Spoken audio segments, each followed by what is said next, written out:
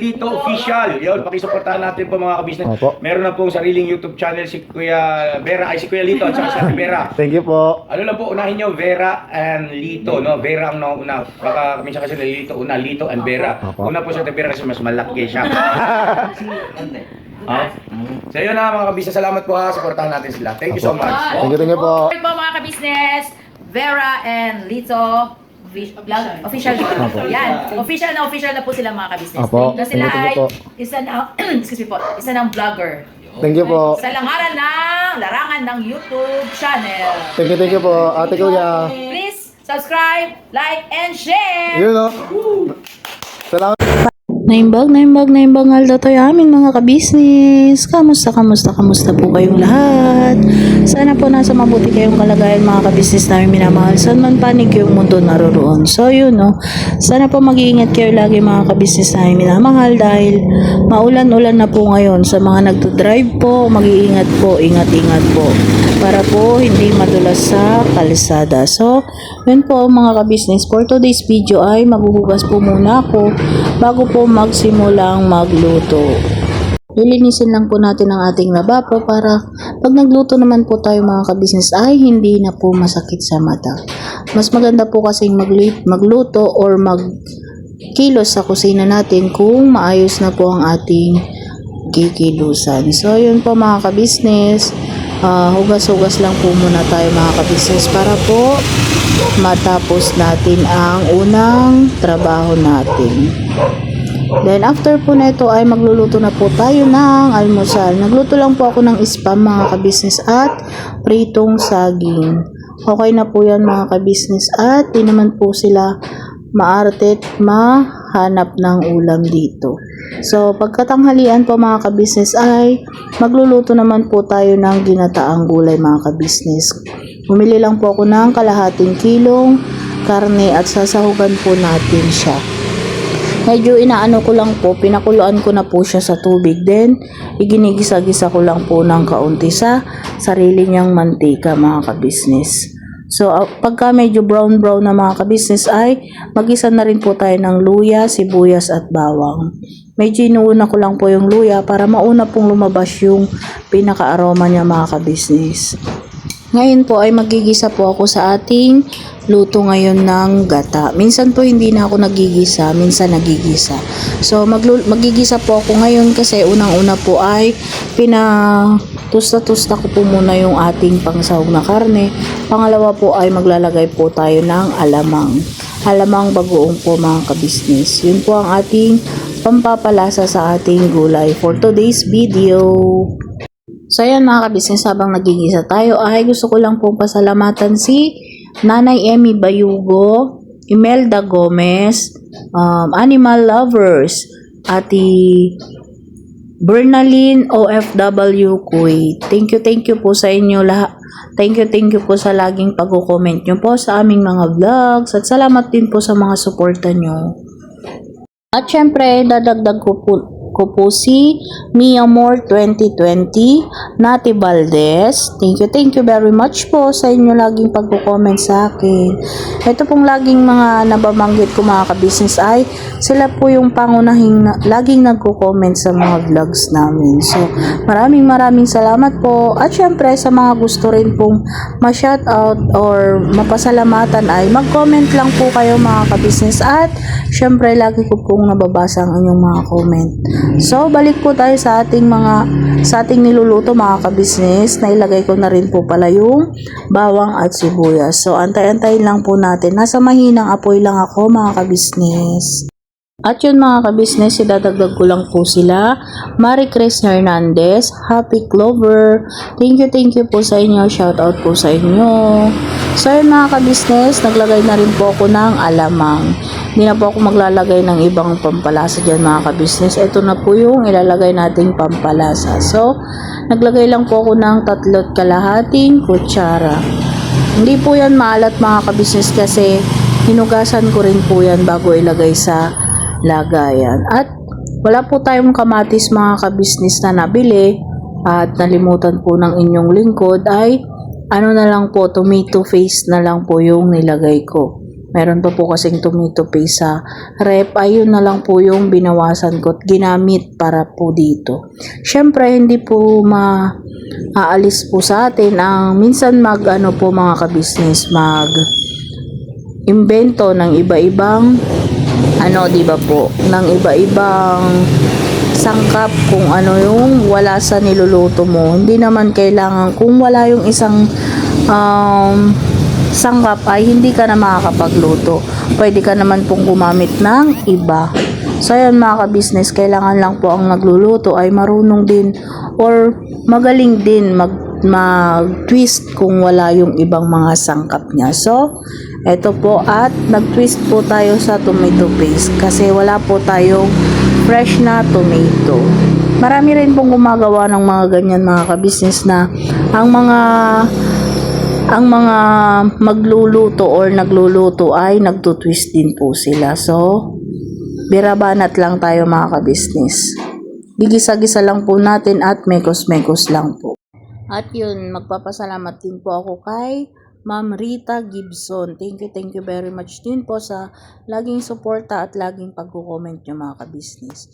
So, balik po tayo sa ating niluluto. Pag nagisa na po ng husto yung ating mga alamang at baboy, ay ilalagay na rin po natin yung sitaw mga ka-business. So, yan nahuhulaan nyo na po ba kung ano yung ating lulutuin mga ka-business? Simple lang naman po yung ating lulutuin mga ka-business. At naglagay na rin po pala ako ng paminta mga ka-business. Muntik ko na namang makalimutan. So, yun Then, after po nyan ay maglalagay po tayo ng kalahating magic sarap. So, yun Ganyan lang po tayo mga ka-business. At syempre, huwag natin kakalimutan ang pagmimekos-mekos mga ka-business namin minamahal. Para po yung mga nilagay po nating pampalasa ay maghalo-halo na po sa gulay. So, yun po mga ka-business. Ilagay na rin po natin agad yung ating kalabasa mga ka-business. Yun Naglagay din po pala ako ng, kung nakita nyo po yung puti doon mga ka-business sa gulay kanina, hindi ko po siguro na ipakita. Naglagay din ako ng kalahating kutsarang asukal para po balance sa ating panlasa mga ka-business. At naglagay na rin po pala ako ng siling green. Yan po mga ka-business. Yan po ay masarap po sa ginataan ding gulay. At syempre, pagkatapos po natin ilagay yung mga yan, ay maglalagay na po tayo ng konting sabaw mga ka-business. Ayun patalastas lang po tayo muna sandali mga ka-business So ayun po, kami po ay dealer ng mga sewing machine. Iba-ibang klase mga sewing machine po, high speed, aging, piping, etc. Household, industrial. Meron po tayo niya mga ka-business. So doon sa mga inquiries po, paki-message nyo po yung Facebook page namin. At paki-contact rin po kami sa aming cellphone number. Maraming salamat po mga ka-business. So yun, tuloy na panonood. Let's go, bira! At takpan po muna natin. Pagkatapos po nating makitang kumukulo na ay check po natin at ating haluin. I-check po natin kung malambot na ang ating mga gulay. So, medyo malambot naman na po mga ka-business ay maglalagay na ako ng gata.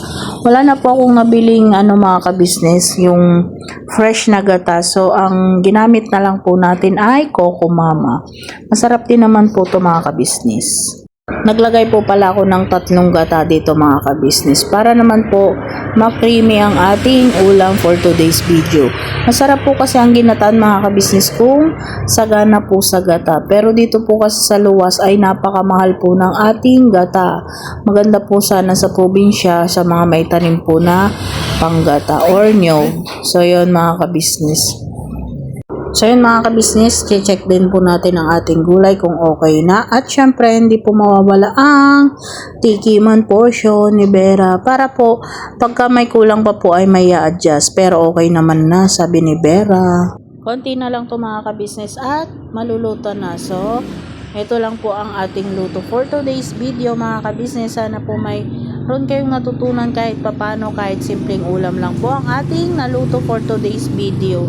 So, ito na po ang ating ginataang kalabasa na may sitaw, at syempre nagprito po tayo ng tilapia. So, yan po ang partner ng ulam natin for today's video. So, sana po mga kabisnes kayo rin ay magluto na rin po kayo ng mga ulam niyo dyan mga kabisnes. At syempre, kinahapunan mga kabisnes ay nagtupi naman po ako ng mga damit mga kabisnes. Kung mapapansin niyo po mga kabisnes, ang aking mga suot na damit ay paiba-iba kahit di isang araw lang. Kasi pagpasensyahan nyo na po ang inyong lingkod kasi pawisin po kasi ako, at pag hindi po ako nagbihis ay uubuhin na naman po ang inyong lingkod mga kabisnes. Kaya pagpasensyahan nyo na po, at iba-iba po ang aking damit sa maghapon. Mas maigi na pong nag-iingat kasi minsan mga kabisnes, pag inubo po ako ay medyo matagal, kaya nag-iingat po ang inyong lingkod. So, eto po, at magtutupi naman po tayo mga kabisnes. Samahan nyo naman po ako sa pagtutupi. So, yan mga kabisnes, share ko lang. Sino po ang minsan mga kabisnes ang sinisipag sa pagtutupi? Ako po kasi mas gusto ko pang maglaba kaysa magtupi.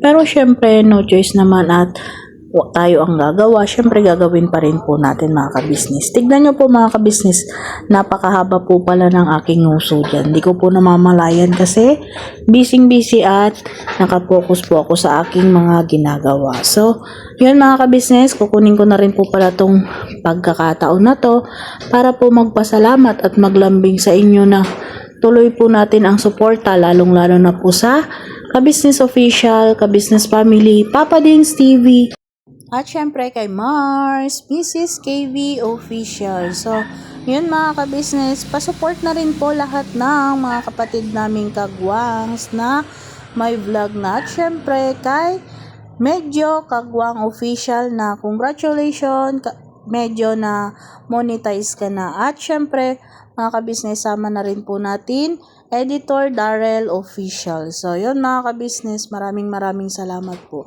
At syempre mga kabisnes, maraming salamat po sa lahat ng sumusuporta sa Vera and Lito Official. Sana po wag kayong magsawa mga kabisnes. Kahit mga simpleng luto lang po ang ating naluluto. Hayaan nyo po, at banda-banda riyan ay makakapagluto rin po tayo ng kakaiba sa inyong mga mata. So, eto na po ang ating mga natupi lahat mga kabisnes. So, yun no. So, siguro mga kabisnes, hanggang dito na lang. Never say goodbye. Tomorrow is another day. Bira banat. Todo. So, yun mga kabisnes. God bless us all.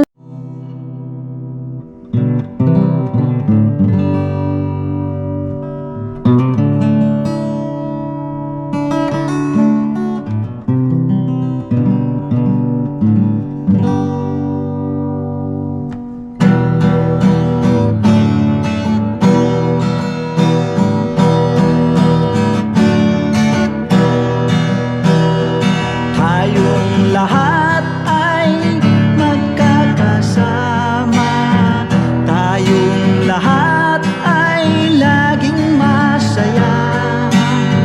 Pagtulong nyo ay sigurado, pagkat mayroon kayo heart of gold. Mahal namin kayo,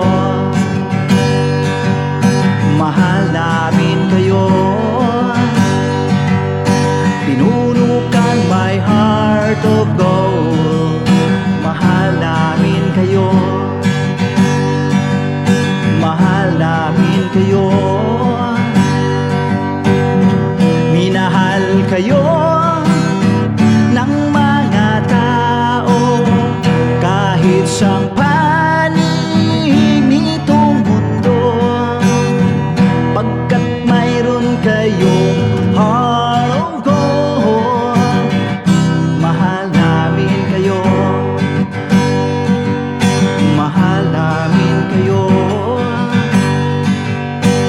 Keep it for a heart of gold. Mahal namin kayo. Pinuno kang my heart of gold, pagkat mayroon kayo heart of gold. Mahal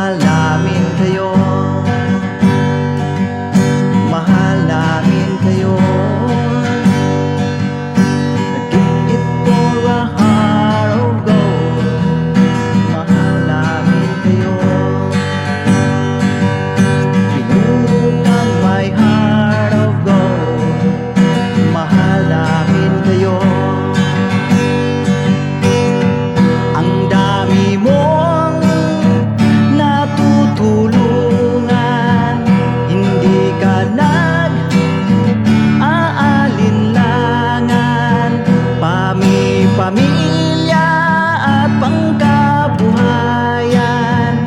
Tunay kang ang maaasahan.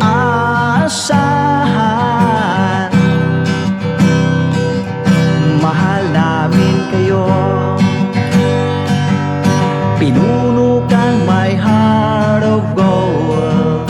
Mahal namin kayo, mga gawa mo'y kinalulugdan ng ating Diyos na makapangyarihan.